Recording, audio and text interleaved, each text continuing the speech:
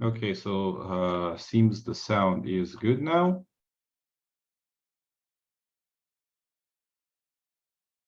So we should be starting shortly.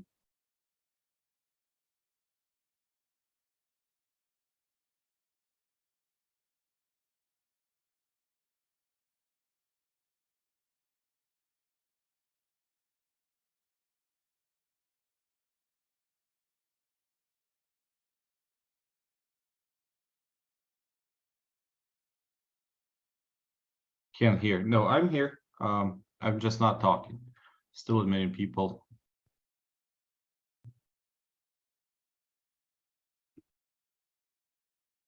Can everyone hear me now?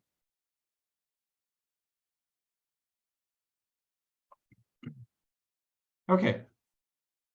Awesome. All right. So let's begin. I think people will join as we go, but that's okay. We will have a recording available for everyone, so that should be fine. Let me share my screen. Okay. Let me know if you can see my screen. We should be at the slide lesson 2.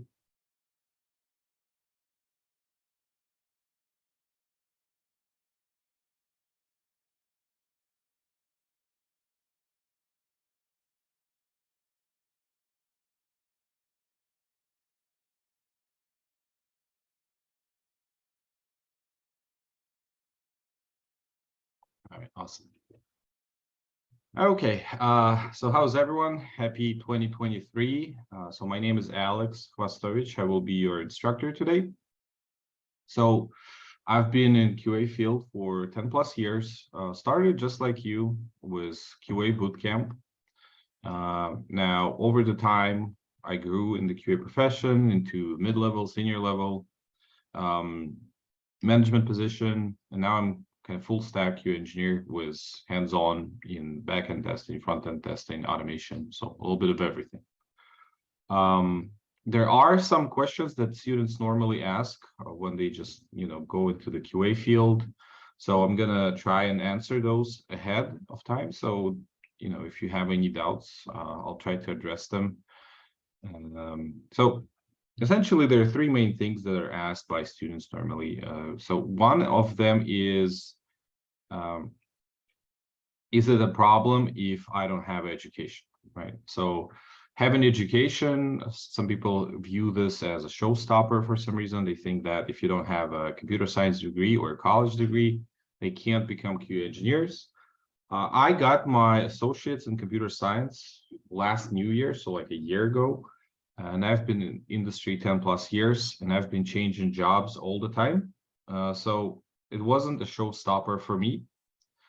And I don't think it is a showstopper. There are some cases when education might be needed. So some positions are in regulated industries, maybe government sector or some military stuff. So some things do require, like by law, maybe casinos or financial institutions, they might require by law to have an education in the field. But most of the positions that you're going to look at, they're going to say a degree or adequate QA experience, right? A lot of the companies, especially startups, don't really look at your education or don't care that much. What they do, they have an interview, they talk with you, they look at the resume, and if you're a good fit, they kind of hire. So again, after 10 plus years in QA industry, I had only one instance where not having an education was a showstopper during the interview process. And that's out of tens and tens of different jobs that I applied through the years as a training exercise or part of it, looking for a job. So having no education is completely fine. I shouldn't be stressing out about it.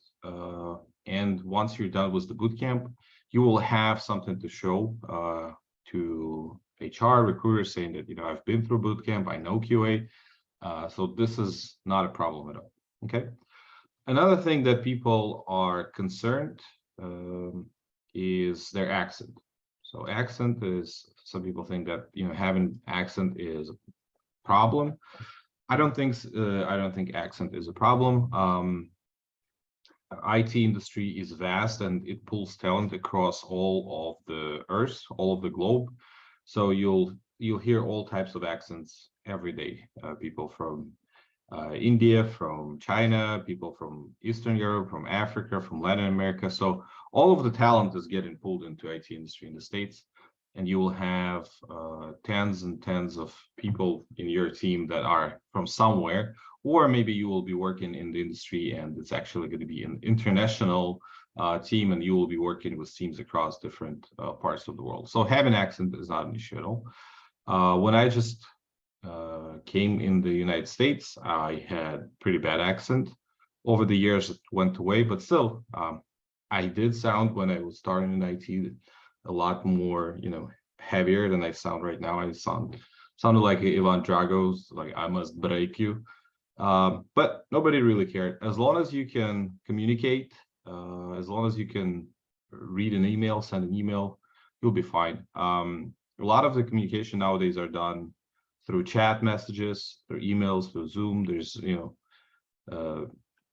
There's really no expectance to have like perfect English in the field. Okay. And the last thing that people ask about is, and I think everyone kind of concerned about it, is QA going away more than QA?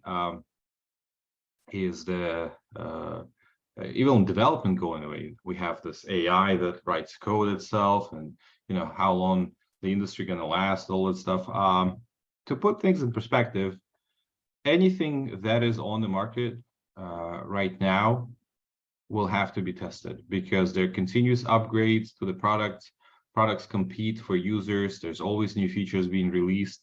Think about Instagram 5 years ago and Instagram now, completely different platforms, right? There's TikTok and other things that continuously get updates and upgrades. So those things have to be tested, right? Plus add to this a lot of products that's still not on the market and in active development. This also has to be tested because if you release a product that is buggy, you're essentially going to kill the revenue stream. The business is going to tank. Essentially it can kill the business, right? So having bug-free software is important. Now, in terms of, hey, what if we're going to automate everything, right? Well, for automation, if product continuously changes, that means that you have to continuously update your automation. So that means there has to be someone who manages that automation code. It's pretty expensive to have automation QA engineers, right? Some things should be and can be automated. Those are automated typically, right? Some things shouldn't be automated because they change too often, too fast. It's too expensive to maintain the automation.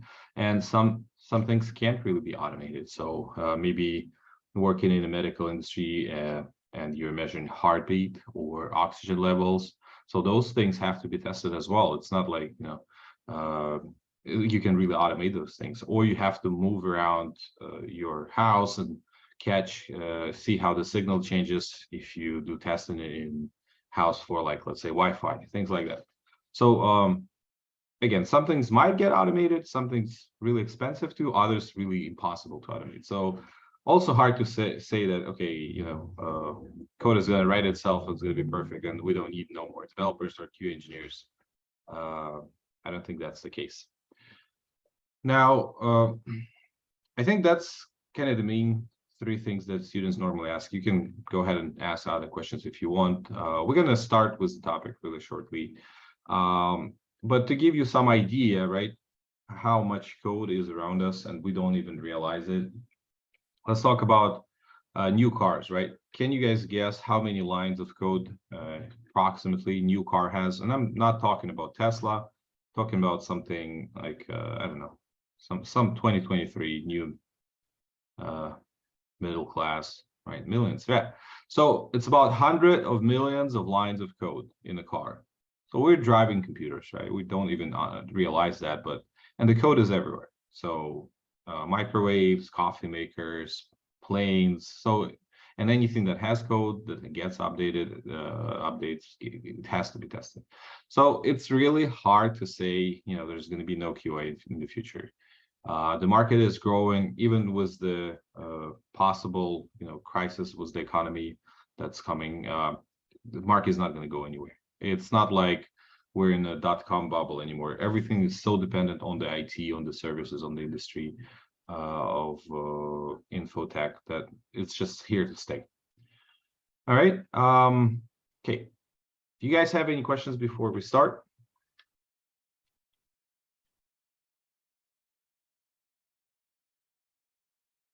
With so many students enrolled in the program, how can everyone be ensured to get jobs in the field?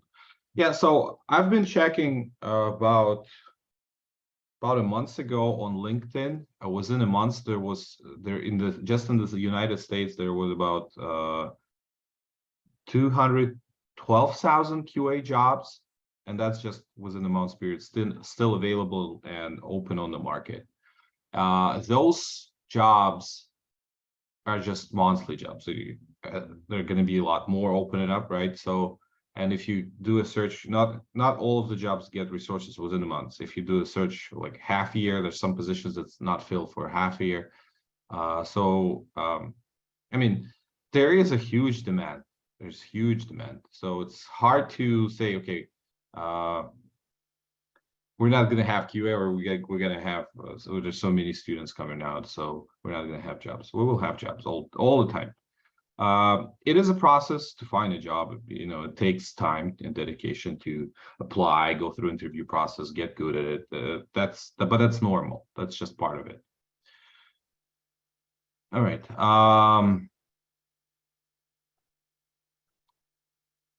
So today we talk about lesson 2. We're going to talk about types of testing. We're going to talk about bug reports. So we'll have some introductory material today.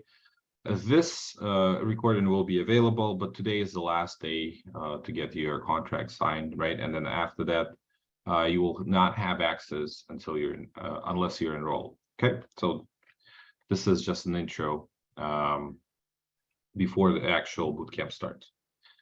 We have a community, so once you start working with us, you're going to keep in touch with people you signed up with you. You'll have our support answering your questions. So there's always communication happening outside of the bootcamp hours. If you need any questions being answered, you can always send a message and you'll be helped out.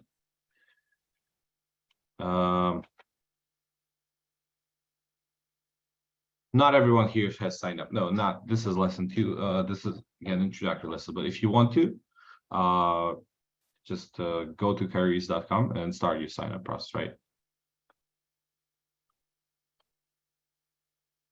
Okay. Yeah, second lesson is free lesson. First one and the second one. Okay, so let's talk about types of testing. There are a lot of different types of testing. It's a very high level classification.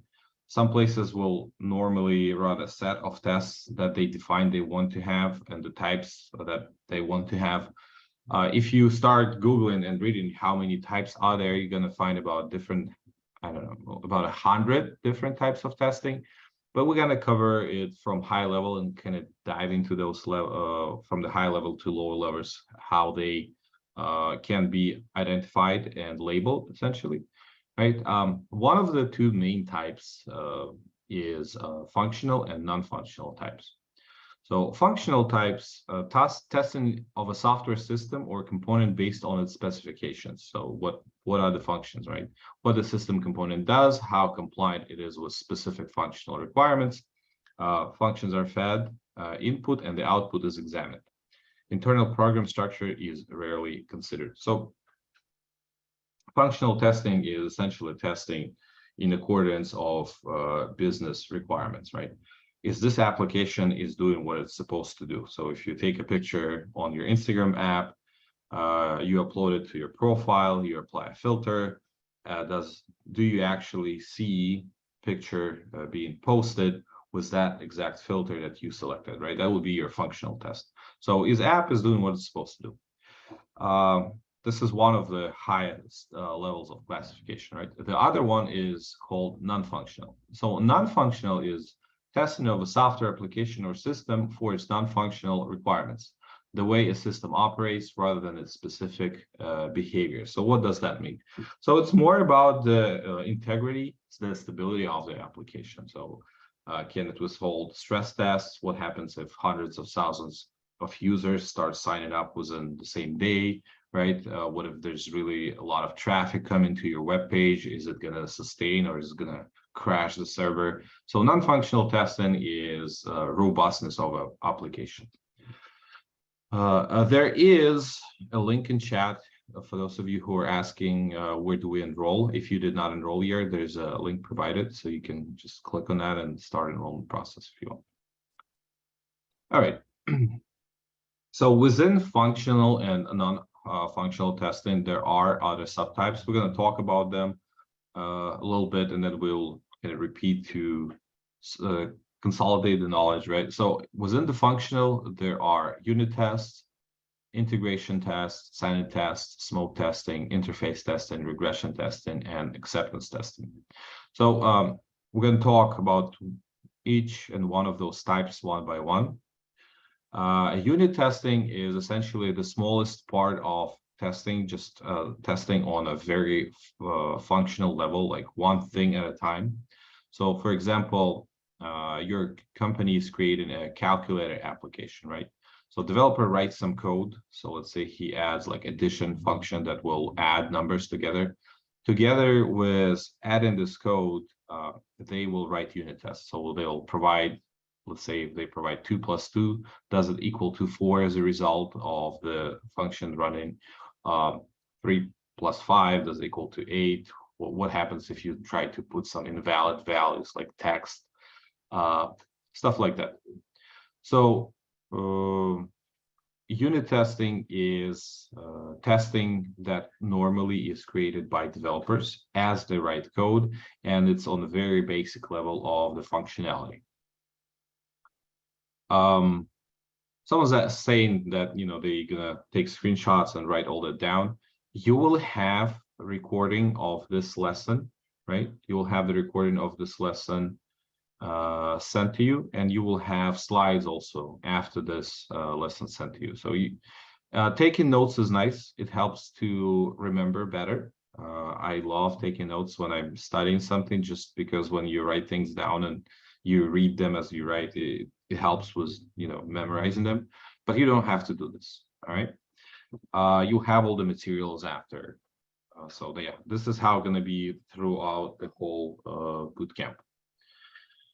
Okay, so then there are integration tests, and integration testing is also normally done by developers. Integration tests, when you bring multiple functions together and see how they interact, work with one another. So it's like multiple unit tests, and on top of them, some testing of combined functionality, right? So maybe you will do addition, so 2 + 2, and then you try to divide or subtract, right? And then verify that the output is correct. So when you do like a chained functionality, okay? Then there's sanity testing. So sanity testing will differ from place to place. Some places call sanity testing as part of QA, others part of dev. There is a gray area between sanity and smoke testing. They're very close to one another. Some places will switch them as you start working. You'll see that, you know, this is kind of like foundational here, but as you go to company, things change a little bit, how they interpret things and how they apply them in their own business. So, but ideally, sanity testing is once there is a new build or a new software update, you want to do some sanity checks, right? To make sure that it does load, right? Your application, it can be installed, it doesn't crash. So it's a sanity testing.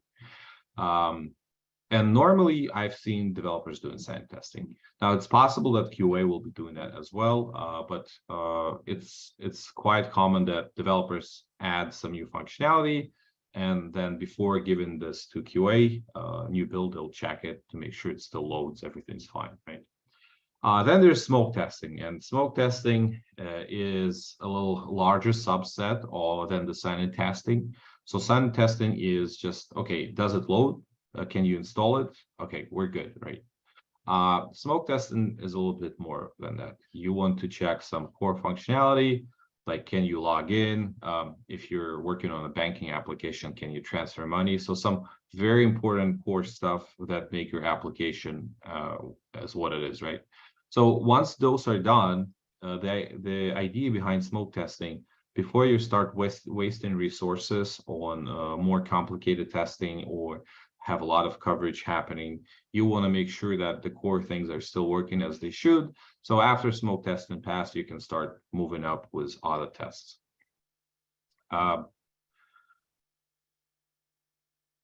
Could you please tell us what information is important to memorize during this lesson? Yeah, I'll give some highlights at the end, but I think just general understanding of different types of testing is good. And we have bullet points, so you can kind of, once you watch the video, you can just pay attention to the bullet points, right? All right, then there's interface testing. So interface testing is when you're testing the user interface, right? UI or any other sort of connection to a device. So that could be maybe not the UI interface, but some other type of access to the device. Not all of the devices have like UI. There could be terminal as an interface to how you interact with application. But normally is just the user interface. So you think about your application on your phone. How does it look? Let's say we're working on Instagram, right? Where is take a photo button? Where's your directory with files, whatever. So essentially how the whole interface works and how user goes through it. Then there's regression testing, and regression testing is normally the largest subset of tests. Regression testing means that, okay, well, there can be two types of them. So first of all, if you do regression testing after a bug was fixed, you want to make sure that the part of the code that bug touched was fixed. So that means not only bug itself was resolved, but things around that module didn't break.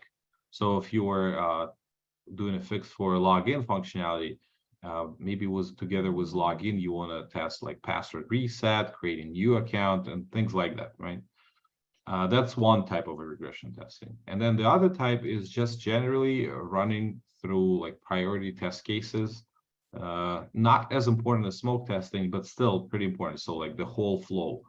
So let's say if you test in Amazon, right? If you ever bought stuff on Amazon, you can probably give me a scenario, end-to-end scenario for regression testing. So, right, what do? You log in, right? You search things online, then you add them to cart, then you select quantity, select color, whatever needs to be selected, address to be delivered, payment method, then you check out, and then you receive an email that your purchase was successful. So that's like an end-to-end scenario where you run through a regression flow, right, to make sure that it still works as supposed to. Then there is acceptance testing. So acceptance testing is when you look at the business requirements for specific functionality. Let's say we're doing this update, and now we want users to see green color, a welcome sign when they sign up for the first time, whatever that might be. So this all is written in the acceptance criteria for this specific functionality. So when you're doing acceptance testing, or sometimes called like user acceptance testing, you're essentially making sure that functionality is doing what it's supposed to do according to the business requirements. Okay. So these are all, not all, but most of the high level, right, subtypes of functional testing. Then there is non-functional, and as I said already, non-functional is about integrity or stability of the application. So within non-functional testing, you'll find those types of tests as load testing. So load testing would be how many users can log in, right, at the same time. What kind of traffic does it support? So it's load testing, and you can test a small amount, like greater amount, large amount, everything was in the spec, right? Specification says we need to support up to 100,000 users at the same time. Let's do some load testing and check like through different levels of users if we can still handling it well. Then there is localization testing. So localization testing, so someone's saying is that their feed is choppy. Is my voice is in and out kind of, or is it continuously clear? Okay, perfect. So localization testing, right? Localization testing is like its own unique subset of QA. You can even have a QA position that does only localization testing. So what essentially it is, let's say you have a company that works in Spain, right? And they have a product that is very popular in Spain. Now they want to go international. And the first place they want to bring this product maybe Mexico, right? Well, even though they speak Spanish in Spain and they speak Spanish in Mexico, there are a lot of nuances, different words that are interpreted differently. So the meaning of the sentences could be different. There are different time zones, like different currencies, a lot of different things on that new market. So what localization testers do, they verify that this product going to be ready for this new market. And you will see those positions all the time. They would require, let's say, a second language for testing, right? So maybe there's a new game and the game is coming out not only in the United States, but in Brazil and some other countries. So they will search for people that speak specific type of Portuguese, like Brazilian, right? Portuguese, to become localization testers. So this is very, kind of a special position. I've talked to, and I know testers that just did localization testing only. So that was like their career path. Then there is performance testing. So performance testing is when you do and measure how fast the application is responding, how it's behaving, like load speeds, right? Or let's say if you're testing Wi-Fi, what is your throughput, right? Is it as good as it should be, as good as your competitors? So how the app performs, right? Then there's security testing. Security testing is also kind of could be its own thing, like localization testing, because security testing is looking if there's any, things that allow hackers to get into the application. There are apps readily available for doing the security testing to make sure you have a robust, secure app. But security testing in itself now kind of grew in its own industry called cybersecurity. So if security testing looks at if there's any vulnerabilities, the actual cybersecurity talk about prevention. So when you have cybersecurity on your team, that means they'll send like training materials not to open phishing emails. It's a whole its own department that takes care of the actual security of the application. Then there is stress testing, and stress testing is putting your application on the edge. So essentially taking it over the requirements of for a long period of time to make sure that it's still going and how far it's going to take it, right? What happens and how it's going to crash, how long it's going to take it, will actually run through stress test cycle. So an example of a stress test would be if you take a stream like on Twitch and run stream for 7 days with like thousands of people watching it in 4K, something like that. So stress testing is when you combine load testing and performance testing, but now you don't test within the specifications, you actually take it further, right? You make sure that, okay, we handled 10,000, let's say 11,000, 15,000, 20,000, when it's going to crash, what kind of error we're going to see, stuff like that. And then there's usability testing. So usability testing is it easy to use, right? A/B testing. So when you have campaigns for, let's say, presidency, right? They will actually send out different forms and different designs on donate whatever amount to this candidate, and they will see which one responds better, right? So there's a whole science to get to the perfect donate for the campaign kind of a web page, right? Through usability testing. There is also can be part of usability testing something called accessibility testing. So accessibility testing is testing for like for special needs. If you have a voice narrator, right? If you can't read, or if you can see, if you can zoom in text for people that don't see well, and some other like types. They're special tags that have to go into the web page. So accessibility standards are fulfilled. There actually are accessibility standards. So this type of testing can also be its own domain. So you can be doing accessibility testing for Microsoft, right, to make sure that they are compliant, whatever is needed for their products. So there's so many different things you can test. And the beauty of testing is you can work as a QA engineer for a startup that does a gaming app. You can work for a huge medical corporation. You can work in retail or banking. You can work for military. You can work for airplanes, whatever, Boeing or Tesla. Essentially, amount of industries is unlimited now, because testers are needed everywhere where developers need it, right? So it's great. You can get so many different things going, whatever exposure you want in terms of what I'm going to work on, kind of product I want to test, how I want to contribute. I myself, throughout the years, I moved through different industries. So I started with a mix of hardware and software testing for manufacturer of Wi-Fi chips that actually did not go to your devices directly, but went to other businesses like Verizon, AT&T, and so on, right?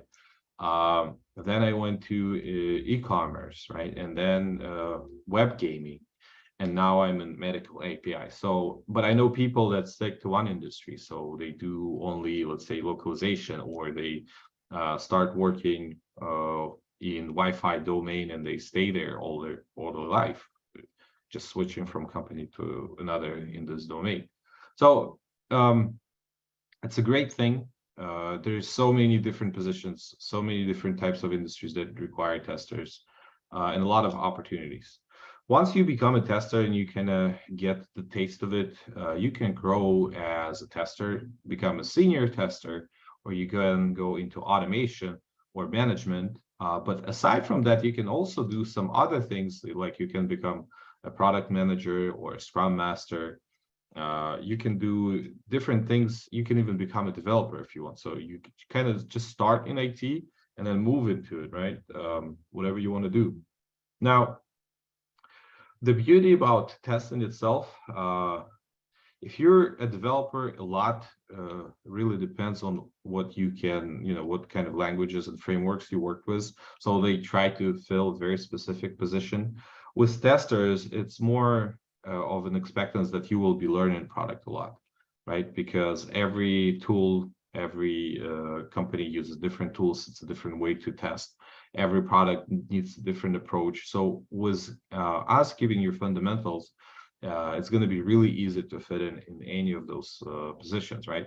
And then there's no stress in terms of, hey, you need to know this. No, it's expected that you learn the product and you learn how to test it, right? So it's a lot more easier to become QA engineer than to become developer from the start. What is sanity testing again? So sanity testing is when you just have a new build or a new release and you may want to make sure that it loads, right? It doesn't crash. So the sanity testing, that it still works, it's still deployable, right? So like a very small subset of tests to make sure that the application is still good and not broken. What is localization testing? So localization testing is when you try to bring a product to a different market. So it will be testing of an application in terms of standards for that particular market. So let's think about gaming industry, right? So they released Overwatch recently, Overwatch 2. So they were doing localization testing for all of those countries that Overwatch supports and languages that are in those countries. Are you going over each one of them again individually? Yeah, we'll have more kind of a discussion. Not all of them will have slides where it's more specific, more widely used terms, right? This is just a high level overview, but we will go through them again. Selection of them.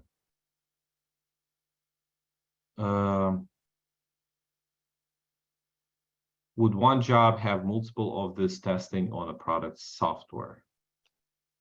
Yeah, one job would have multiple different types of tests. You'll have a selection of different types that company wants to have, and you'll be doing them. All right, so let's talk a little bit more about different types that are more of a kind of widely acceptable and seen throughout different companies, right? So first of them is unit testing. So you're gonna see unit testing and hear about unit testing almost everywhere you work. If there is there are developers, because unit testing is coming from development. It's not coming from QA, and developers, all of the developers know what unit testing are. It's like coming from college, essentially, right? If you're going into development, you will know what to do, how to do unit testing. So it's level of software testing where individual units, components of software are tested, usually made by developers. Now, I've rarely seen that QA engineers do develop unit testing, but that means those QA engineers are in a high-end kind of QA positions. So they're in automation, or there are SDETs, so software developers in test. Not only you test manually, but you also write and maintain code. So when you are on that level, you can also start like writing unit tests for the product. So another example of a unit testing would be, a developer writes a function for, let's say, jumping in a game, right? So you press space, it has to jump. So developer will write a unit test that the space was pressed and did the character actually jump, right? Did this function got triggered? What if they press any other keyword? What if they do like a combination of them? So unit testing is essentially making sure that the smaller subset of functionality is doing what's supposed to do, and it is normally written by developers together with a code. So as they write code for some functionality, they will write some tests, unit tests around that functionality. Then there's integration testing, so level of software testing where individual units are combined and tested as a group, usually made by developers, sometimes by QA engineer who specify in a certain technical area. So yeah, a very similar situation to unit testing. Unit testing and integration testing normally is developers' domain. Sometimes you will see QA doing it, but again, they are more technical. They're more in kind of a code and probably automation or software developers in test kind of positions. Integration testing is when you combine multiple functionalities and make sure that nothing's broken. How long does the class go? So class goes for 2 hours. In about 10 minutes, we're going to have a break for 10 minutes. So then we will continue. System testing. Okay, so system testing is the process that evaluates how the various components of application interact together in full. System testing verified that application performs tasks as designed. So usability, load, recovery, and so on. So system testing is more of a non-functional testing, and you look at many aspects of the system, right, as a whole thing. How long do we get to complete homework and quizzes? So there are different types of homeworks that we're gonna have through the bootcamp. Some of the homework will be particularly assigned to you around creating test cases and reporting bugs. So this will have a longer frame that will go for weeks to complete all the things. But quizzes and homework with the recordings you'll have time until the next class. But it's not like you're gonna fail if you don't do it. You just you want to do them as fast as your knowledge is still fresh. But they're always going to be there. If you need to complete them, you can always go and complete them. How can I get the recordings after the session? Yes, you will receive them with an email. All right, and then there's acceptance testing. So level of software testing, where the system is tested for acceptability. The purpose of this test is to evaluate the system compliance with the business requirements and assess whether it's acceptable for delivery. So user acceptance testing, if the product manager talks about specific feature, how it should work, what it should do, building testing around that acceptance criteria is acceptance testing, okay? One testing that is very popular and it's kind of old school. You don't see it here in the slides. I don't think we have it, but sometimes you will be asked what it is and what's the difference. There are actually three types. So there's black box testing, there's white box testing, then there's gray box testing.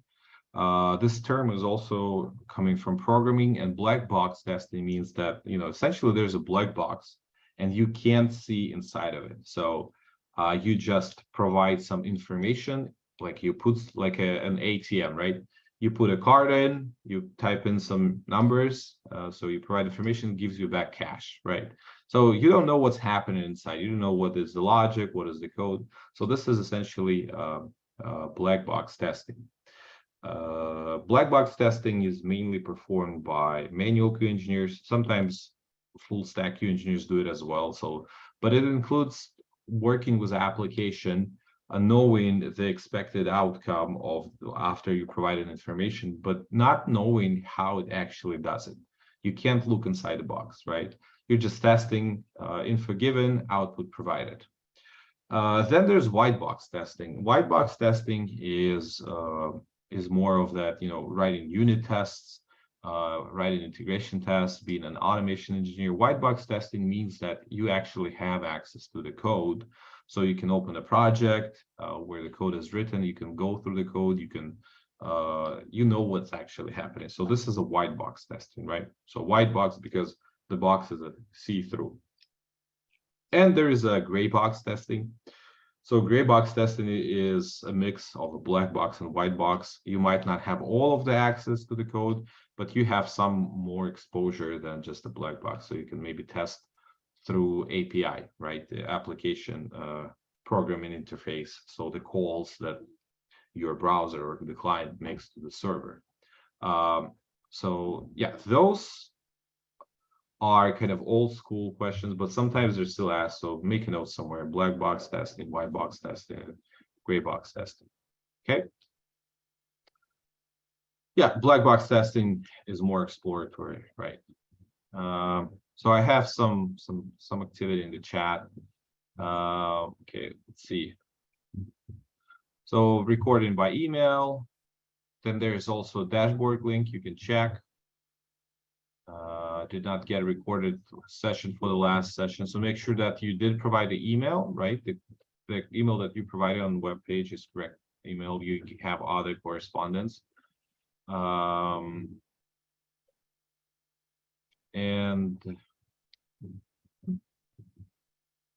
okay, can access dashboard. Okay, if you don't see an email in your email box, you don't see it in spam, but you're having communication already, like you have a dashboard and everything, you need to get in touch with the support. You're going to get the slides as well, right? So send an email to careerist support and let them know that you're not getting emails with your recording of the classes, okay? All right, I think we're at the time, so let's take 12 minutes break until half of an hour, until we're at 30 minutes. So we're gonna continue after that. I think we covered Okay, we're like halfway through. So let's take a little break. How does that sound, guys? Good? So 10 minutes, approximately 10 minutes. All right, I'll see you all in 10 minutes.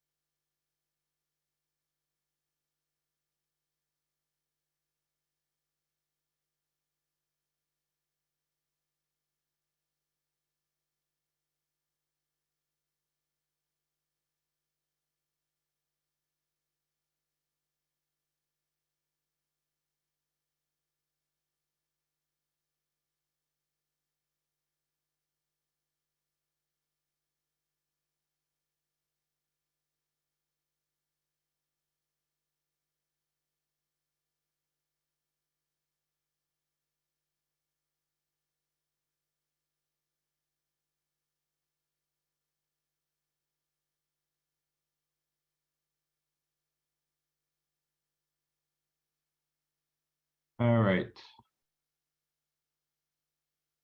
So we're back.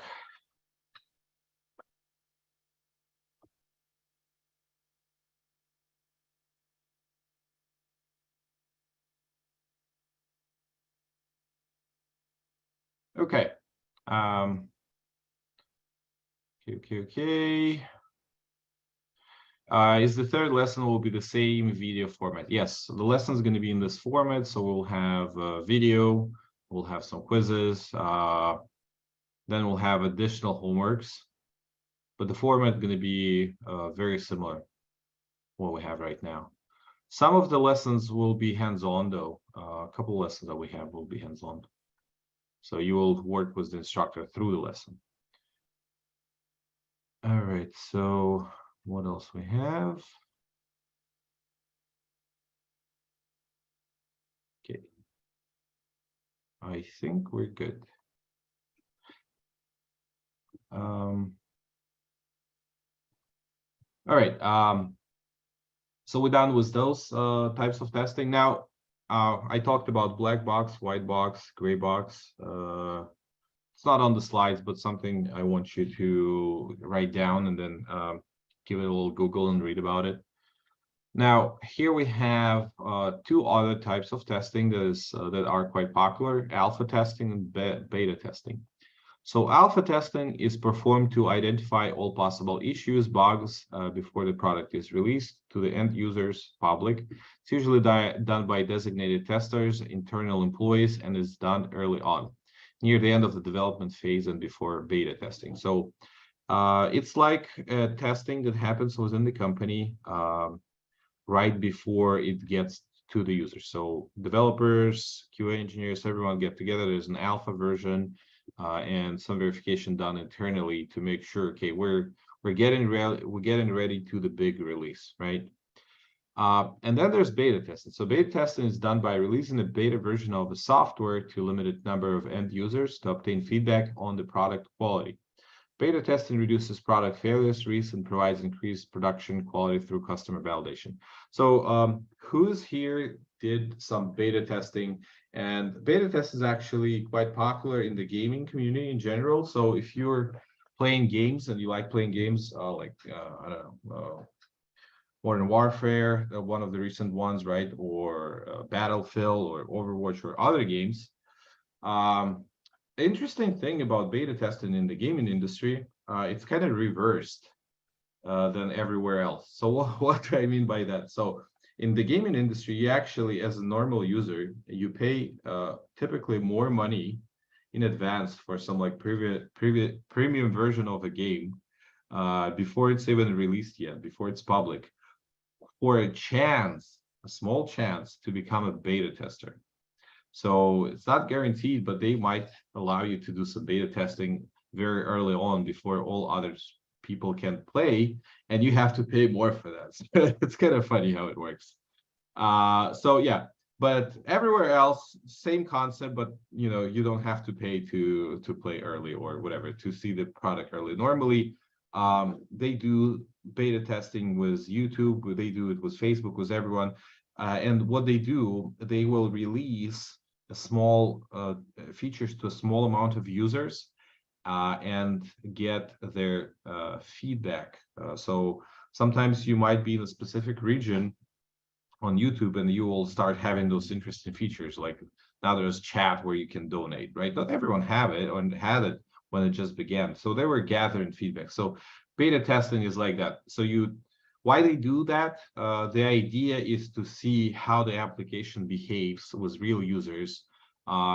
Does it crash? What kind of errors come up? What kind of things users find? How it's gonna sustain where there's gonna be more traffic with real users. So yeah, beta testing is important. It's quite popular. You'll see it everywhere. Okay. Now, yeah, there's a lot of people in chat that say that they did a lot of beta testing with different games. Yeah. Okay.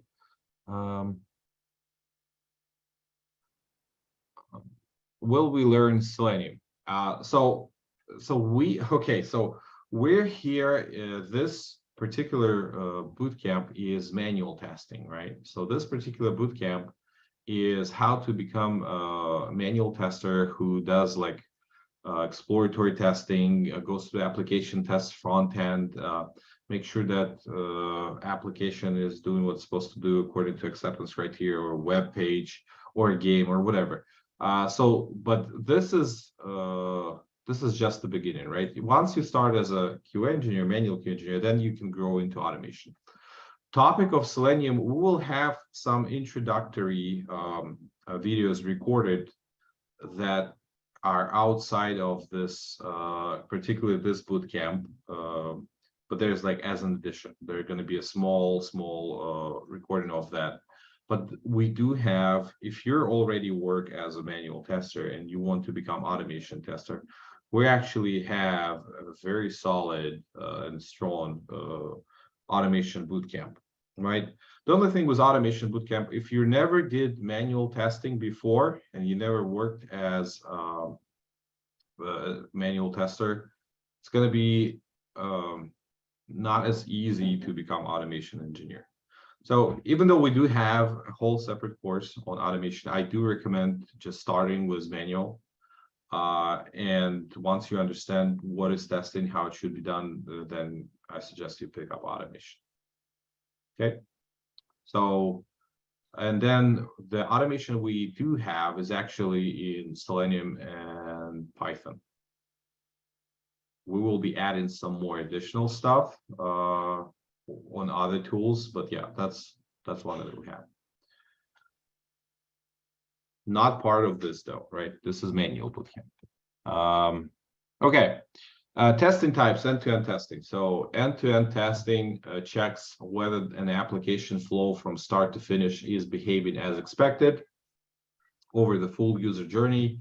End-to-end testing is performed to identify system dependencies and to ensure that data integrity is maintained between various system components and systems. So what is end-to-end testing? So we talked about it a little bit in one of the examples that I gave you. So, and you all did end-to-end tester as users, or you do it all the time. It is essentially when you go through the flow for a product from the start to the end for some particular design that the product is supposed to do, like an example of you shopping on Amazon, right? So how many of you shop on Amazon?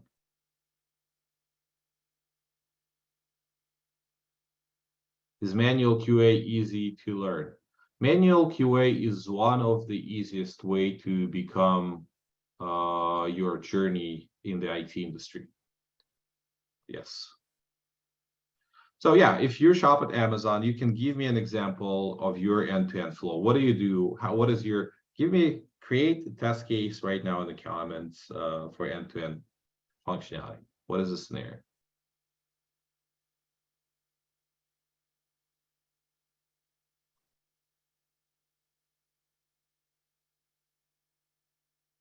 Right, so you log in first.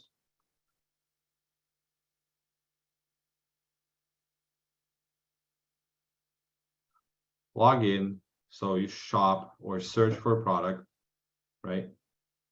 Add it to your cart. Update the cart or update the product if you need more things, right?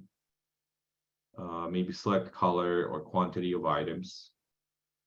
Go to checkout. You verify address or you select one. Select payment method, right? If you have all the stuff saved, you're just gonna click through that. Then you check out, and then you get what? Confirmation email, right? That your purchase was successful. That is essentially, this user flow is an example of end-to-end test. So through this process, you go through multiple modules of an application, interact with many different parts of it. But what you're doing is actually what this app was built for. You're buying stuff and your stuff is getting delivered to your home, right? So that's how end-to-end testing works. All right.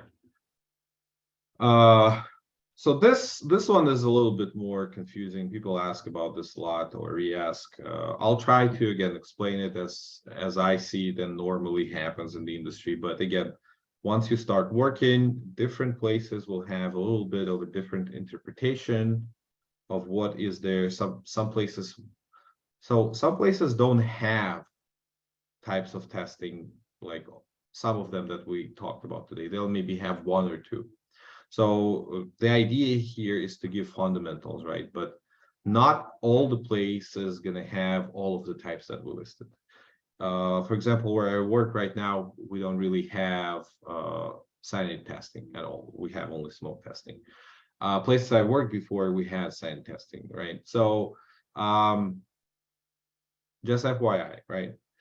So the main difference from my experience between sanity and smoke testing, sanity is a smaller subset. So we're going to read slides in a second, and slides going to be a little bit different as from what I'm going to provide. But so you see sanity, and it's like it answers question, right? Does it work? Does it work still, right? So we had a release, we had a update.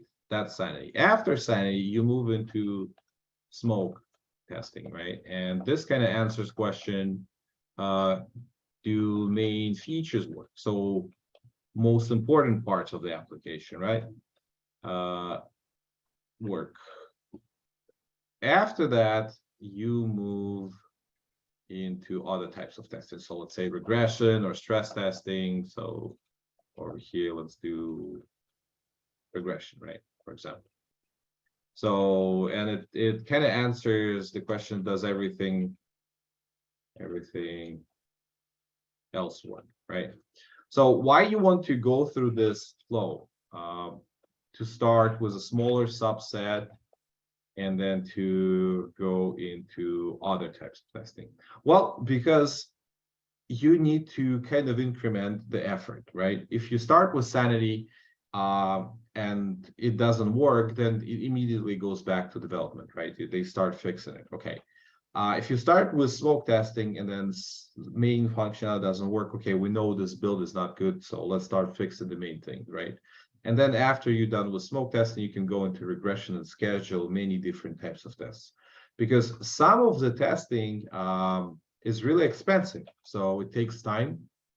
And maybe you have specific test beds that run in tests ongoing, right? And then let's say you start scheduling all of those, the new build, and canceling the old tests, start scheduling new ones for the build that is bad, right? It did pass smoke test, but you immediately went into the regression, right? But this was broken, right? So that's why it follows through this kind of step-by-step thing. So sanity, smoke testing, regression.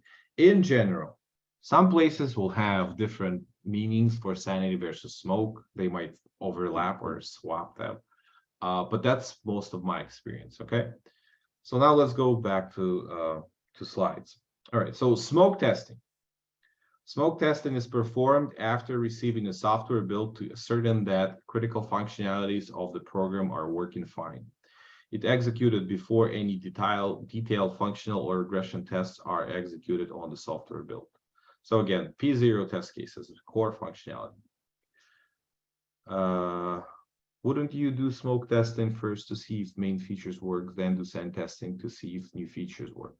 Or can it be either first? Yeah, again, from place to place is going to be different. Like I've seen a lot sand testing done by developers, and sand testing in that case means the build is stable and they can give it to QA to do the smoke testing. So, but again, the place where you're going to work will be different. So they might have the actual sanity or smoke testing first, right? So sanity testing. Is smoke testing related to gray testing? No, smoke testing can be purely manual.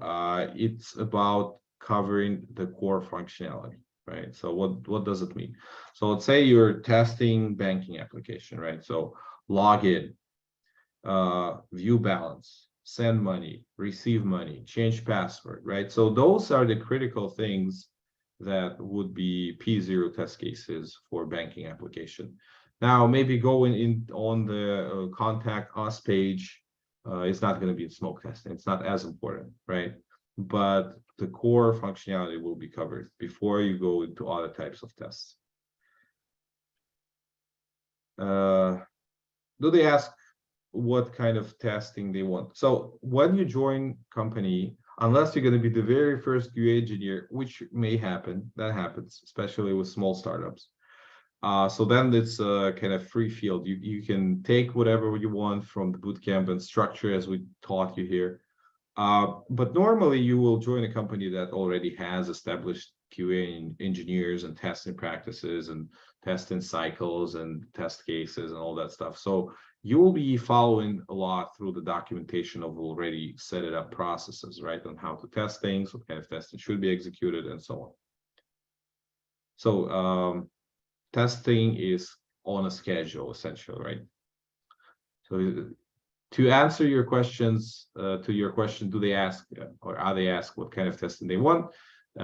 Normally, it will be not up to you what you're testing, but it will be provided by your management. So yes, but sometimes it's going to be more of working within the team with not really QA team being there. You're just part of the development, and then it's going to be more of a conversation. What are the priorities? So you'll have to think, okay, what do I need to test first? Okay. So sanity testing. Sanity testing is performed after receiving a software build with changes in code or functionality to ascertain that the bugs have been fixed and that no further issues have been introduced due to these changes. So again, a little bit different from what I said, but from what I've seen, sanity testing for me is more about, hey, does that really load? Does that really boots? You will have your own path, your own experience. You will see the differences from place to place. So that's completely normal, right? Don't think about, oh, you know, his talking this and we have this on the slide. No, the point is we're going to provide really good fundamentals, right? But once you start working, there's always going to be a little bit of a deviation because every place interprets things differently and they implement it how they want to, right? Can sanity testing be performed manually? Yes, it can. In some places, they have sanity tests that are automated. It really depends on the product, right? So some of the products are easy to automate, others are not so easy. So yeah. Regression testing. So regression testing is performed to confirm that a recent program or code change has not adversely affected existing features, that the new code changes have not caused side effects for the existing functionalities. It ensures that the old code still works once the new code changes are done. So when you do regression testing, you're not only verifying the bug fixes, right? It was properly fixed. You also verify a lot of stuff around it. So this module, is it still working as expected? You run through different scenarios associated with a specific functionality. So regression testing is making sure that it's a larger scale than smoke testing. You're making sure that a lot of things work still as they should, right? Not just the core functionalities. All right.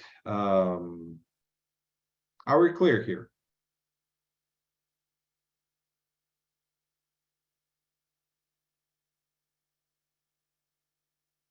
Alex, did you start your journey from the manual QA?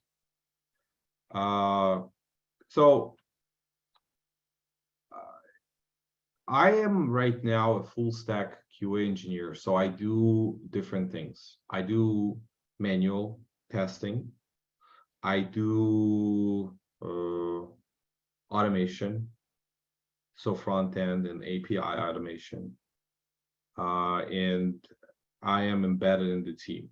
So I create test cases and test plans. So I do, so there's a way of, so it's called full stack QA engineering. So essentially when you do everything, you know a lot about different things, but let's say it's a startup and they don't have organizational structure where they have like a QA department, a developing department. No, they just work in a small teams where, you know, they're developer, QA, designer, and they work on a specific project. So you can be like full stack QA engineer with the company. And backend testing, yes. What's the difference between sanity and regression? So sanity is covering small subset of tests. So again, sanity testing, does that build loads, right? Did this patch was successful? Can we still install the application? Can I launch this app, right? Stuff like that.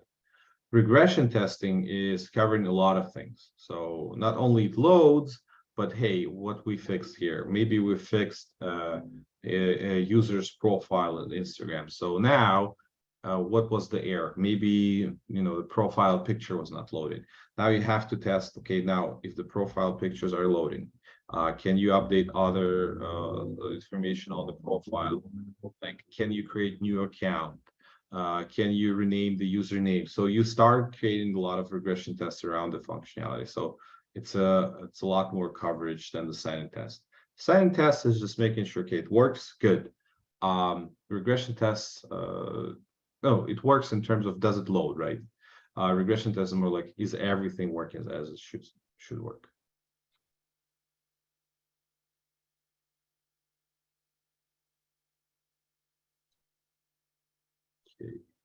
Okay.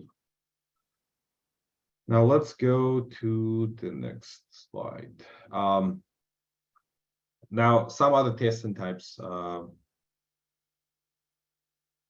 Regression and broader in scope because it covers functional and non-functional testing. Yes, it can definitely cover functional and non-functional. That's true.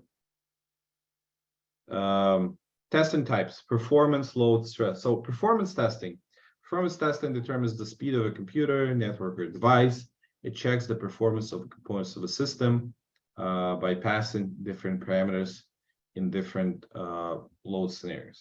So performance testing is essentially how fast something can go, right? For example, if it's a car, right? Car performance. If it's a web page, how fast can it load, right? If you're testing Wi-Fi, what is your throughput? How fast is your internet speed? Stuff like that. So something that is measurable in terms of how the system is performing, right? The output of the system, some numbers that it gives back, how much, now, how fast is it, right? Then there's load testing. Load testing, it simulates actual user load on any application or website. It checks how the application behaves during normal and high loads, and it's applied when developing project near completion. So load testing is focused on how many users can the application process, right? Let's say we have hundreds and thousands of users joining in, and this is what the specification says. Are we handling it accordingly? So load testing is testing application within the requirements, right? There could be a small load, medium, and high level load. So on all of those different loads, the application should be stable, should be responding within the time frame, right? The performance shouldn't drop. So that's load testing.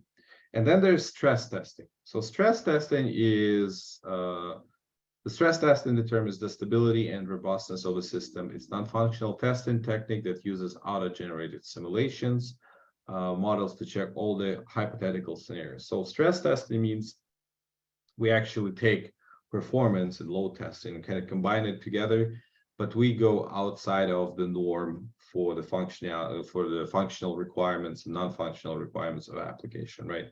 So our app supports 100,000 users online. What if we do 100,000, 120,000, 200,000, right? How does that behave when it's going to crash? Or what if we're gonna play live stream on YouTube in 4K for 3 days straight, right? How long it's gonna last? If the connection gonna drop?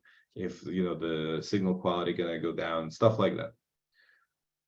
There are tools that are have a lot of different functionality built in for performance, load testing, and stress testing. So it's not like some industries you'll be doing things manually, like you'll be maybe connecting multiple devices to your like router, right? And on each device, you'll start streaming videos. This kind of a setup can be created manually.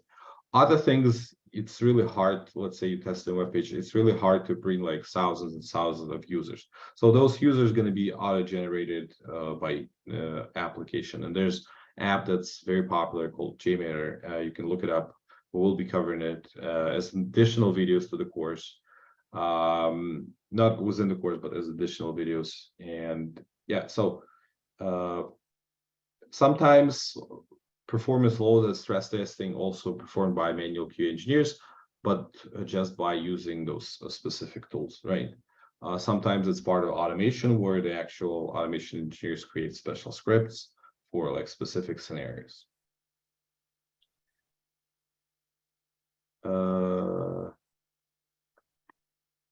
Okay. Stress testing, when does the website crash due to PlayStation 5 shopping? Well, if you have like millions of users shopping, then you know the web crashes. Oh, that's what you're talking about, when there was a release. Yes, definitely. Yeah, you see it every day, like well, not every day, but on every big event, right? For example, Apple has a new phone and the presentation is online on their website, or shopping starts, they open up selling the iPhones, and then everyone go online, try to buy it, and all of a sudden nobody can buy it because crash their servers, right? Because there's so much traffic coming in. Ticketmaster, you and Taylor Swift. Sure, another example of that. When you do load testing, do you suddenly or gradually decrease the load? So during load testing, normally you have like load thresholds that you say, okay, we're gonna try like 1,000 user, 5,000, 10,000, 100,000. But all of those levels are within the specification. So the app should support all of them, right? Okay. All right, positive, negative, and boundary testing. So positive testing is when you test so-called happy path, right? So positive testing, when you create scenarios that user is supposed to do, what they're supposed to go through, and essentially it's called happy paths because everything you do should provide an expected outcome, right? So if I'm trying to shop online, I'm gonna put in, let's say I want two t-shirts, right? That's a positive scenario. So you're just saying, I'm going on Amazon, I'm putting 2 great t-shirts, I'm checking out. That's expected, and what how applications should behave throughout the process, right? Then there's negative testing. So negative testing is when you're acting not how user normally acts, right? So there's some unexpected behavior, and you need to make sure that application does take care of it gracefully, doesn't crash, doesn't give like any security concerns, there's no information leak, and so on. So for example, handling invalid input, let's say instead of two t-shirts, you're trying to shop, and in the amount of items that you want to check out with, you put -2, right, or 0, or ABC in the input for the quantity of items. So a lot of places create those checks, right, for the applications that only valid input can be provided, but not all of them. Some places you can really, they don't do a lot of testing or not a lot of planning. You can crash their apps, or get like some unexpected output without a proper error message. So for example, you can go to some new startup that just put their web page online, and then try for a login username, try to provide like 1 million characters for the username and send it to their try to register with that. And probably if they don't have any checks on the front end that don't, or a back end that don't allow this input to go through, you can crash their server, right? Or create some problem in the database because there was no proper testing around this, and this negative testing created some problems as a result, right? So yeah, Positive, making sure that everything works as expected when user acts as they should. Negative is to make sure that application is still handling well if something unexpected is happening.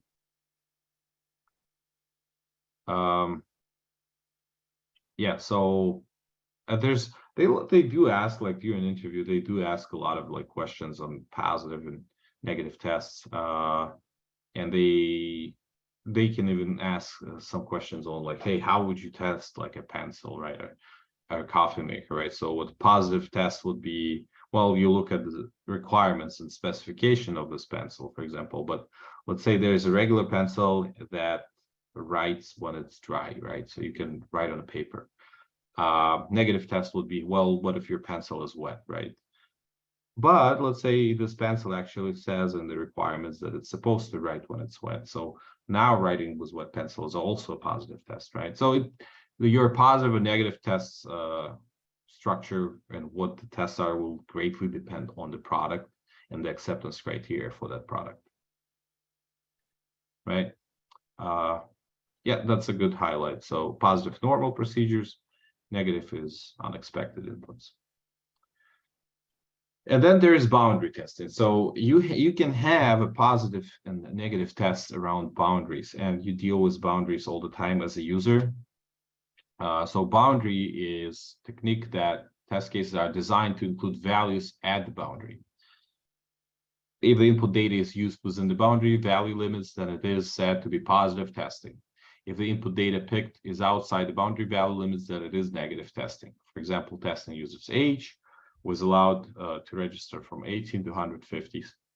So many times when you create accounts or shopping or doing some things that you'll have some sort of a boundary condition given to you. So is your age appropriate, right? Or date of birth and stuff like that. So so let's say you're registering a new account for whatever shopping web page, right? And they will give you a span of years that you can provide. So maybe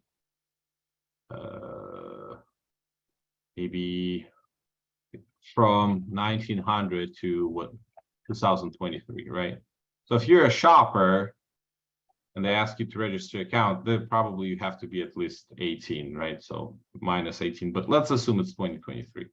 So this is your lower boundary right here. And here is your upper boundary right here. So 1900 is still an acceptable value, so still positive test. Can I register an account that was born in 1900? Yes, I should be able. So this is your lower boundary positive test. What would be a lower boundary negative test? Do we call this BVA, boundary value analysis? Yes, you can call this BVA if you want. Right. 1988. So you should not be able to register an account that was born in 1988 because that is a negative test, right? That is outside of the boundary. It's on the boundary. Boundary is right here. It's lower boundary. This is negative test, right? So with 2023 being the one that you can register still, like a newborn tries to buy a t-shirt, but what would be a negative test in this upper boundary? 2024, 24, right?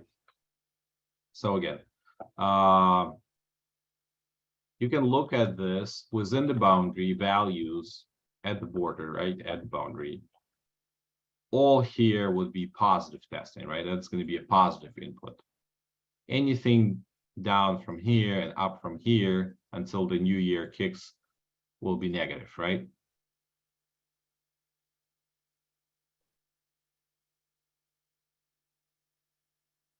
Looks good? Is that clear?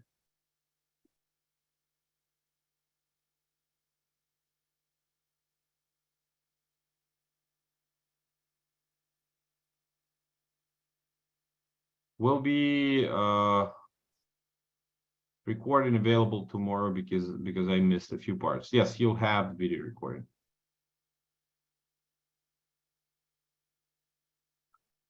All right. So let's take a look at some examples here. So for example, testing users' age was allowed to register from 18 to 150. So let's say you can vote from 18 to 150 years, right? So positive checks would be 18 and 150 because they're right on the boundaries, right? 18 will be a lower boundary, 150 will be positive upper boundary. And then you can't vote if you're 17 or 151. That means, 17 is a lower negative boundary and 151 is a higher negative boundary. So obviously 152, 16, 15, 153, and so on, all of those are also unacceptable values, right? Bug classification. So this will differ from place to place greatly in terms how they mark them. But one of the most common ways to do it is doing P0, P1, P2, so priority. P0 is the top priority, the highest priority. Sometimes it will also be just, let's say, blocker, critical, major, trivial, and minor. So again, will differ from place to place. But things that you will do here a lot is blockers and P0s in general, because something that is a blocker that everybody knows it's a blocker. It's a good description, right? Because that means you can't process anything else. You can't move forward until the blocker is fixed. So blocker is something that breaks the flow for the user, the main core flow, and there's no way around it. So let's say you're trying to buy on Amazon, and every time you add something to the shopping cart, you click on the checkout, and the item is not there. So you add it back again, you click on checkout, and the item is not there. So essentially, user can't buy anything, right? Even though they can shop around and seems to, can click add to cart, but when they go to checkout, their cart is empty. It's like it's never was added. Something like that would be a blocker. So a behavior like that, there's no way around it. That is actually stopping application from properly functioning. Means, whatever is in this build, whatever code broke it, you can't release it, because if you will release with this blocker, company probably going to lose millions or billions of dollars, depending on what the company is and what they do, right? So yeah, blockers are bad. If you're gonna see blockers, once you work as a QA engineer, what you want to do is immediately capture the logs, right? Get in contact with your manager and say, hey, I found this thing, it's pretty bad.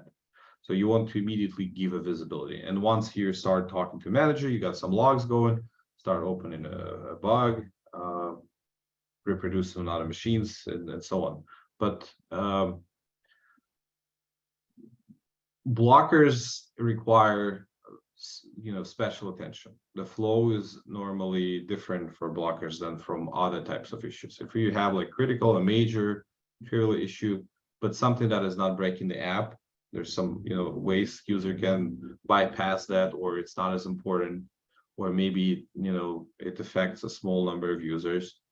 Then you just open a ticket normally, just put it in. At some point it's going to get addressed. Maybe there will be a meeting on prioritization of issues and bugs and when to fix them and so on, but not with blockers. Blocker means something, you can't let this through because it's going to be a disaster. And then there's priority. So priority is P0, P1, P2, P3, P4, P5, maybe, whatever company wants, however many they create, but P0 normally being the highest, right? So P0, that's the first things we want to address. P1, a little less important, P2, a little less important, P3, even less important. Some places also mark testing by priority. So P0 test cases go first, you have to verify them first. And then after you're done with P0 testing, you will go to P1 testing. Then you go P2, maybe you'll grab a couple of P3 tests. Maybe you'll change type of P3 tests you do from release to release. So yeah, that might not only be bug classification, but also like testing priority as well. Okay. So there is a priority and there is a severity, and some places measure it in priority and severity. So sometimes something that is pretty critical in terms of, okay, my app is crashing, could be low in priority if it's only crashing for iPhone 4 users. How many of you have iPhone 4 using right now, iPhone 4? Okay, we got one person. So let's say a company has iPhone 3G, baby. So let's say company has 1 million of customers, right? And then out of that 1 million of customers, 3 users are still using iPhone 3GS, okay? And now for them, the app stopped working. I mean, it's crashing on their phone, can no longer boot it up. Is that critical issue? Well, a crash is technically a blocker. It's pretty bad. App is not loading. But are we gonna ever fix it if it costs us like, I don't know, $200,000 to fix? Not really. So priority is low, okay? So yeah, you can measure things like that. So again, an example of critical and urgent. So key feature does not work and it affects everyone. So like, again, not being able to check out with Amazon, right? That's pretty bad. That's urgent, it's zero priority, it's blocker, it's critical. So priority is stop, severity is insane. Okay.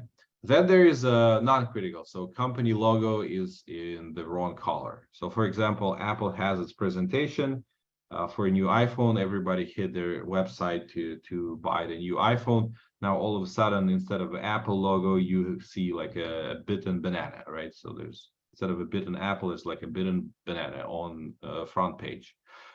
It's not really breaking anything, but it's pretty critical.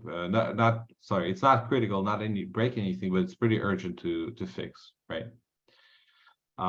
Then there's low priority, but still critical. That's an example we discussed when there's 3 users out of 1 million affected, right? And then some things are non-critical and low priority. So maybe there's like a small typo somewhere on the back page that nobody goes to. So maybe, you know, if you ever open the web pages that have like tons of other web pages, so maybe MBA page or something, there's small subsection of contact us for like lost and found on the web page, and there's a typo on their resource. Low priority, not critical. We're not going to fix it anytime soon. Okay.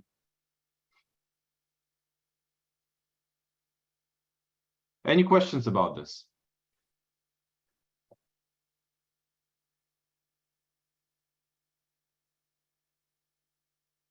All right, good. Then the bug reports. So bug reports are going to be your top thing that you will do as a QA engineer. You'll be finding bugs and you will be reporting them. There are some critical fields that will be on bug reports. So there will be bug title. Normally, you want to create a title for an issue and it's going to be concise. So it was in one sentence, and it has to be short and have to provide information on what happened, right? Then there's normally a bug ID. So bug ID is something that will be generated. A lot of places work with Jira. There are other like project management tools, but Jira is still very important. So we will be and very popular. We will be working throughout bootcamp in Jira. Once you create a bug in Jira, it automatically assigns its own unique ID, and that's normally how it is with other management systems. Then there's severity, could be high, low, medium. Then there's priority. It could have one field, maybe severity or priority. It could have multiple fields. It can have both severity and priority. So every place will have their organization of a bug a little bit different, right? Then there's status. So status, what's happening with the issue right now, if it's new, if it was open, if it's in progress, if it's in QA, if it's closed, there are different statuses. Also a little bit flexible, place to place will set it up, their processes a bit differently. Then there's environment details. Environment details is important. It's like one of the most important fields within a bug report, because some things that happen in Chrome, like issues you're going to find, might not happen in Firefox, and vice versa. I've seen multiple instances when you report a bug and then you don't provide enough details, or developers don't pay attention to the environment details, and they don't see the issue. They can't reproduce it, and then they say, okay, its bug is invalid. But then you start digging into why. All of a sudden you are testing this on Windows machine and they doing it on Mac, right? And now this detail should have been mentioned, right? A lot of environment details can happen if you're testing, for example, some hardware products. So let's say if you're testing video cards or motherboards, a lot of details and logs can go into environmental details, right? If you test on web browsers, normally it's just Chrome version and what the operating system that it's running on, but could be pretty extensive in terms of like what goes in it if you're in a different industry, okay? Then there's assigned to, so developer who is working on it, reported by the person who actually reported the issue. Now, not necessarily you're going to be testing the fixes for the bugs you reported. Sometimes one tester finds an issue, opens a bug, developer fixes it, and you, another tester, will be verifying it that it was actually fixed. So there's no, like, not every place will have this assignment. So if you opened it, you have to make sure that, you know, it was fixed.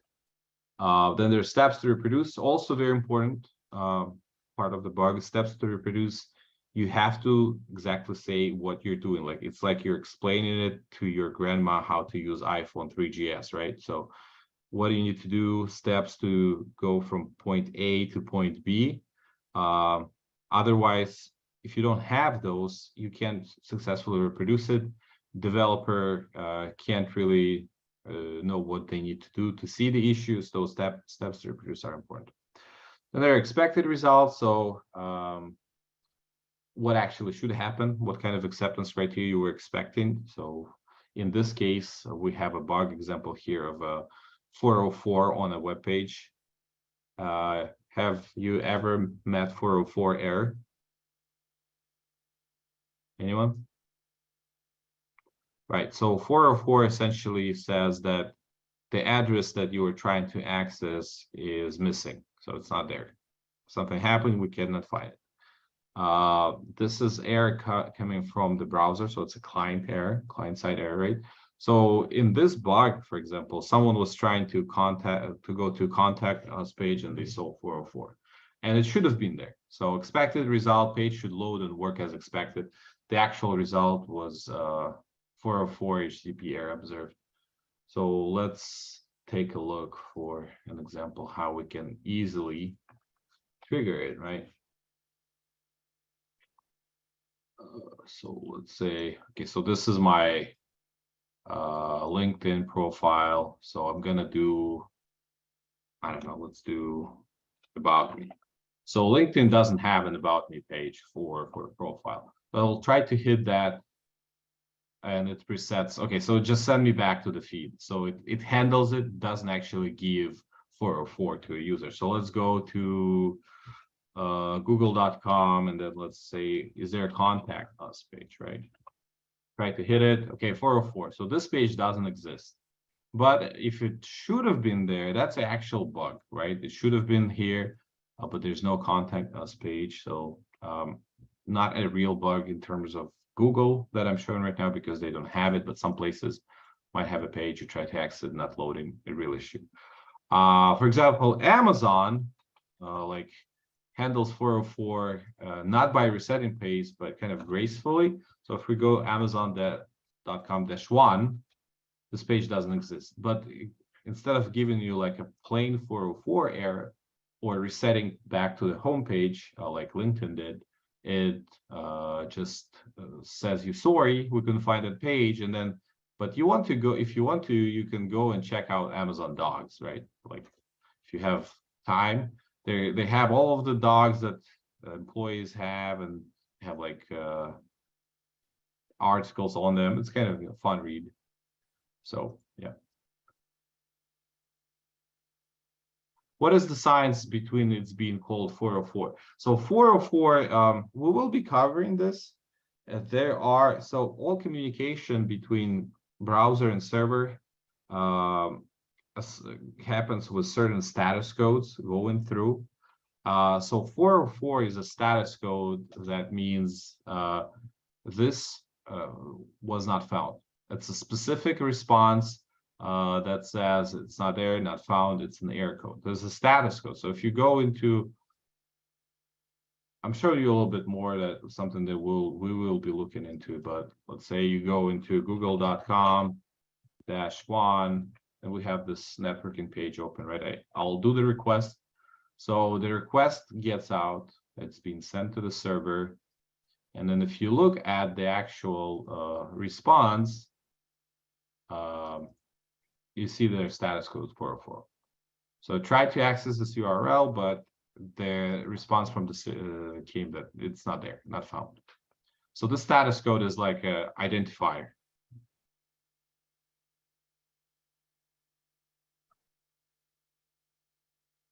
All right. So this is another example of a bug report. Now we will be working in Jira. This one actually missing some stuff. So if you take a look at it, there's some important things that are missing that I talked about. One of the important sections, couple actually, if you can spot them, that would be great. So I've talked about things that should be in bug. What do you think is missing here? Severity. And well, they have priority, so that's similar. But what else? What will a developer have a problem with when they will reproduce this issue? Right, there are no environment details. Okay. What is the other thing that they will have a problem with? There is a bug ID, so you can see SBWeb-1660 right here. There's ID. But what else they'll have a problem with? So we have environment is one thing, right? What is the other thing? Right, there is actual result, so there's a problem, but what is the expected result? What should I see?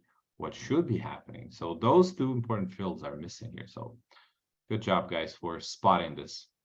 Can we download Jira? Yes, you will have access to Jira once we start working on the homework, when we get closer to that.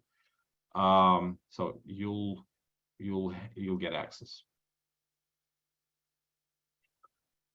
All right, so I think we are all set. Now, again, some people that were saying that they have no emails. You can write to support support@carries.com and check why you're not receiving emails with recording for the class and the materials, even though you're registered and you have the dashboard.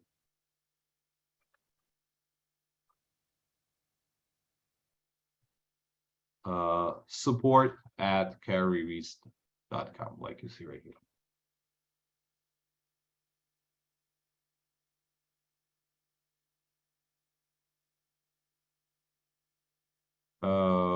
Okay. We got some more questions here. Will we keep access after the course? Yes, you will have the access. I heard you all were doing Slack group for this. Did it happen? So you'll get access to Slack once you sign up. So starting lesson 3.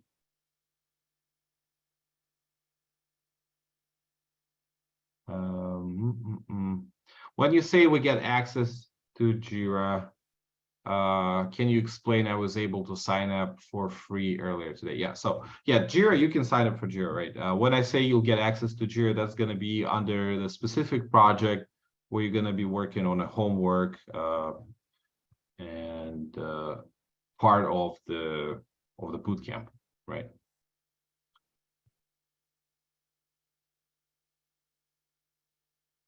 Okay. I received no email for recording, but it's still viewable in dashboard. Okay, you can do that. Yes, it should be in your dashboard.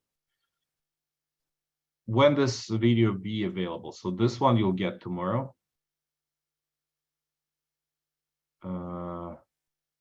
You have a Facebook page. So I showed my LinkedIn. This is my LinkedIn. You can add me there. If you want, you can also follow some of my content that I create. I have some topics on QA on my YouTube channel. So it's Alex USA Days if you want, and we can chat there in comments, or add me to LinkedIn. I do have Facebook, but I normally just don't share it because it's a little bit more personal.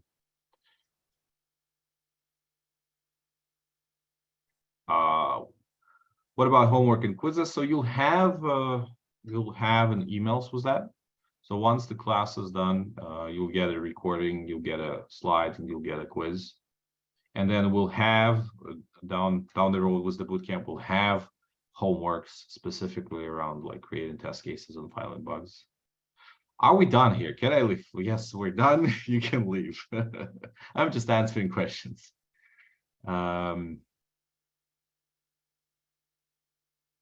There is a careers page on Facebook if you want to write. There's a link in the chat. I had a question about different types of testing. One more time, it depends on customer needs. So types of testing that the company will have will greatly depend on the product that they test, right? There could be some types present and some missing. If you Google for different types of testing, you're gonna find it 100 different types, right? The very high level, how to break up and what you normally will see. So you'll see black box, white box, like gray box, functional versus non-functional. You will see exploratory testing. You will see regression testing. You will see stress testing. You will see smoke testing, might see sand testing. You can see acceptance testing. So you will see end-to-end testing. Those are the most common things. But again, it's just, you're going to see a lot of different things in different places in terms of what kind of types they actually prefer, right? So we give you the core idea, right? We will also have practice hands-on. But you don't have to remember all of them. You don't need to remember 100 different types. So what we provided is enough. Are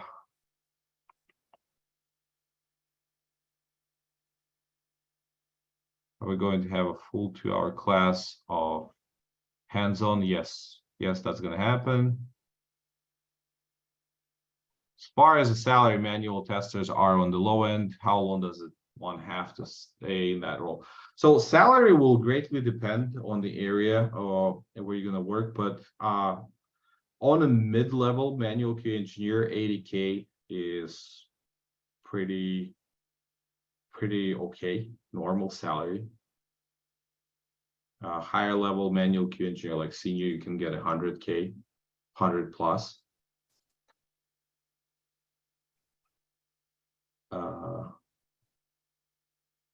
Excited for the homework, share the email, create group study. Alex, you did a good job. Thank you so much. I hope you enjoyed the lesson as much as I did. I need one-on-one. So we will have mentoring, right? We will have mentoring as we go later in the bootcamp. So if you need some help, there will be one-on-one mentoring. Happy birthday to your mom.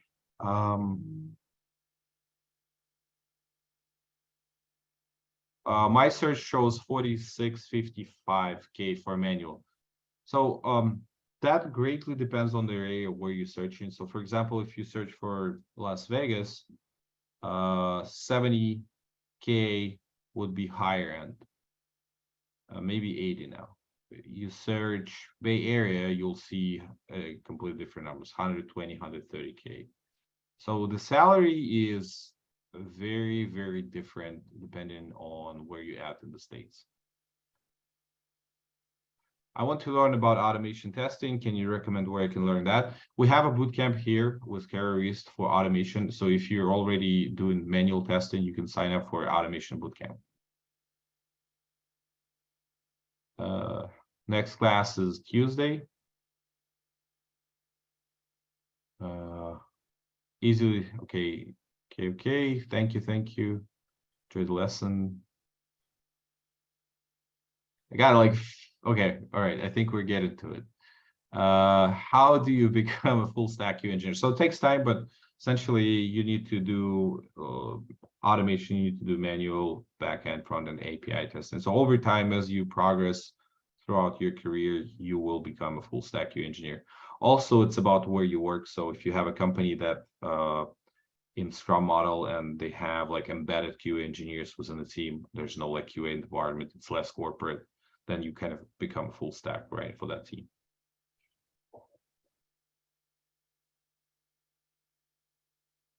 Are you our instructor?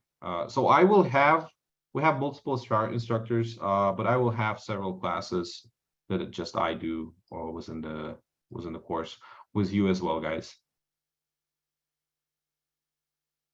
Will I be at the third lesson?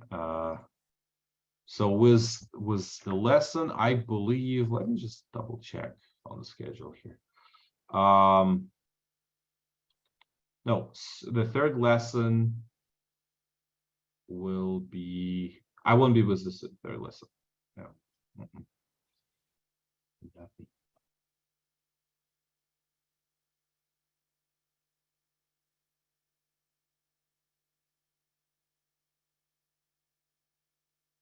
Trying to expand the schedule here, sorry.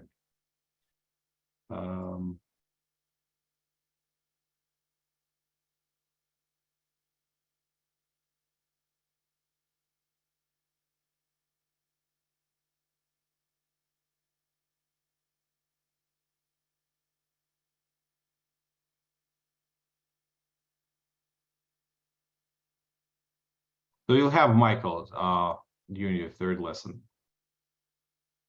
Michael is very good. So yeah, me and you, we will see each other again. Actually, at lesson 17 was SQL. How many weeks of classes before internship? So there will be 19 classes before getting into internship.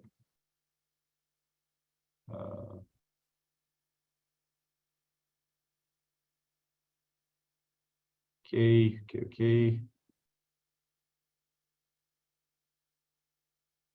Thinking about taking SQL and Python. So yeah, if you want to do that, so go into automation. Yeah, this is a very, very good automation bootcamp that we have.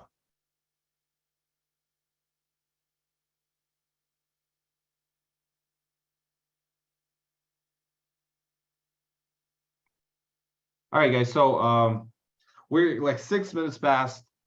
Thank you for all the questions. If you have some other additional questions in terms of like when is my class, when is this starting, all of that stuff, feel free to send email to support. They're gonna reply to your question with the perfect like dates and everything you want to know. So yeah, don't feel shy. Just reach out. They'll be able to answer all of your questions. All right, guys. Thank you so much and have a good night. Bye.